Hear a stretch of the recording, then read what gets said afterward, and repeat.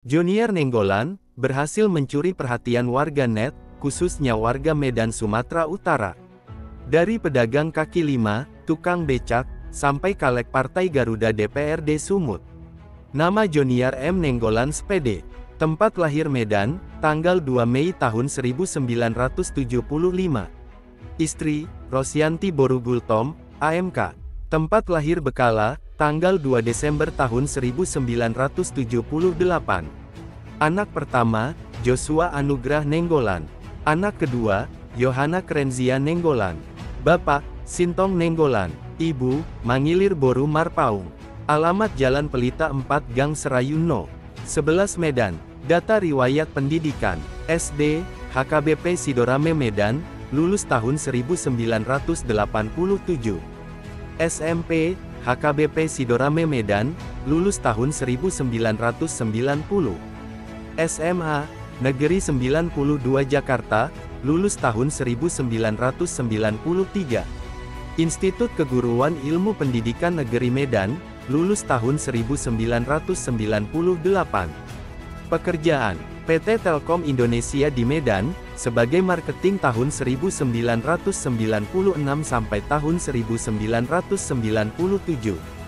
SCC Unimed sebagai pelatih renang dan jasmani Kasis TNI Polri sejak tahun 1998 sampai tahun 2020. PT Info Global Tama Mandiri, sebagai marketing 2003. CV, Maranatha Motor, sebagai Direktur Utama tahun 2004 sampai tahun 2006. Maranatha Ponsel 2006, penjual pulsa beberapa cabang. Joshua Rental sejak 2008 sampai sekarang sebagai owner. Akun media sosial, YouTube, Jonier News Pekan, Tapikor, Tim Tapikor, dan Berantas Pungli. Media online, jonierNewsPekan.com. Facebook, Jonier News Pekan. TikTok, Jonier News Pekan, Tim Tapikor, dan Berantas Pungli. Organisasi, Ketua Umum dan pendiri LSM Pekan berdiri sejak tanggal 12 November tahun 2012. Lembaga Aliansi Indonesia sebagai anggota Saber Pungli. Buser Bayangkara News.com sebagai Persaber Pungli. Pimret Jonier News Pekan.com. Kaperwil Sumut Mapikor News.com. 5. Visi, terwujudnya, pelayanan publik pada pemerintah yang bersih dari pungutan liar di Sumatera Utara. Misi, upaya untuk mewujudkan visi tersebut dilakukan melalui misi, yaitu, sebagai berikut. Membangun sistem pencegahan dan pemberantasan pungutan liar. Membangun sistem pengumpulan, pengolahan, penyajian data dan informasi dari pemerintah dan pihak lain yang terkait dengan menggunakan teknologi informasi. Membangun dan menginternalisasi budaya anti pungli pada tata pemerintahan dan masyarakat. Mengordinasikan, merencanakan dan melaksanakan kegiatan pemberantasan pungutan liar. Sekapur sirih kisah Jonier Nainggolan.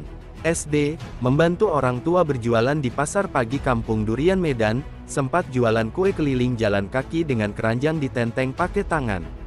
SMP, berjualan kue, kerupuk drop ke kedai-kedai kios-kios dengan becak barang.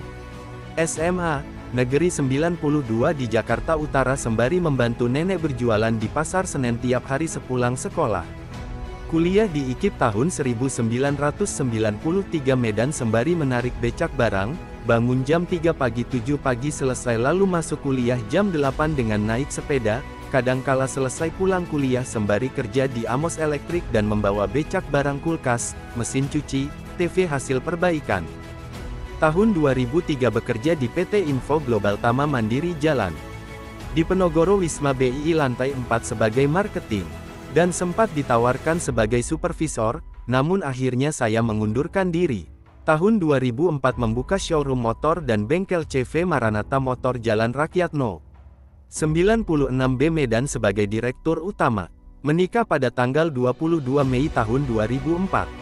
Tahun 2006 kontrak ruko tidak diizinkan perpanjang, dan beralih usaha membuka konter pulsa di atas gerobak di atas parit numpang di depan rumah orang pertama sekali di Jalan Rakyat Medan, dan mempunyai beberapa cabang di Jalan Pancing Medan. Sempat saya dan istri tidur di kios atas parit yang bau ukuran 1,5 meter x 4 meter beberapa bulan di Jalan Pancing Simpang Unimed.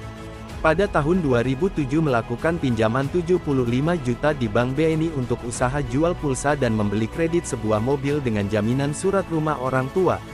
Tahun 2008 beralih usaha rental mobil sampai saat ini menjadi beberapa unit Avanza dan Xenia, berawal dari 1 unit kredit 4 tahun, di tahun ketiga saya menambah pinjaman dengan memperpanjang masa kredit. Dan kami bisa kredit 2 mobil Avanza sekaligus, begitulah seterusnya. Suka duka usaha rental mobil sampai ada yang digadaikan orang 1 unit tidak kembali dan 1 unit ditarik leasing PT ACC hingga Joniar dianiaya di Polres Tanah Karo oleh debt kolektor PT ACC Medan tahun 2016.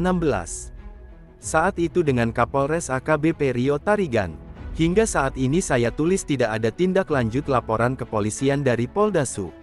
Oknum-oknum yang saya laporkan ke Propam juga tidak ada proses lanjutnya, padahal surat visum set diambil dari RSS Tomihi Jalan SM Raja.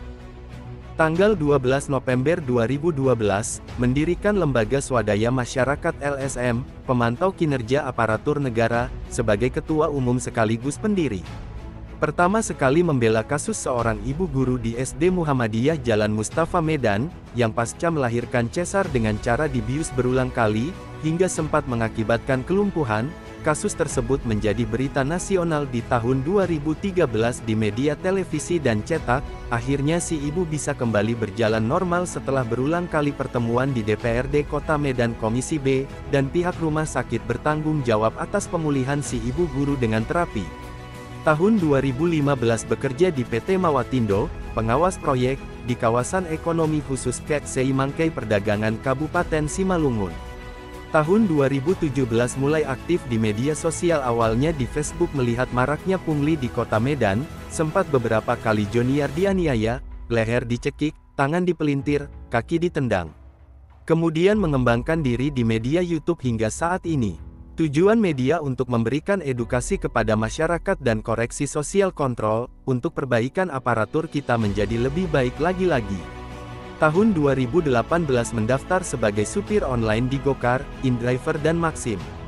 Tanggal 18 Agustus tahun 2020 ditangkap oleh Polrestabes Medan dengan tuduhan melanggar UU ITE, dan menjalani hukuman 8 bulan penjara, 5 bulan di Polrestabes Medan dan 3 bulan di Rutan Tanjung Gustaf. Padahal tuduhan itu sebenarnya tidak terbukti, karena di channel YouTube Joniar News Pekan memberitakan, tentang adanya aparatur kita yang menggunakan kendaraan diduga bodong, kenapa petugas pajak menunggak pajak.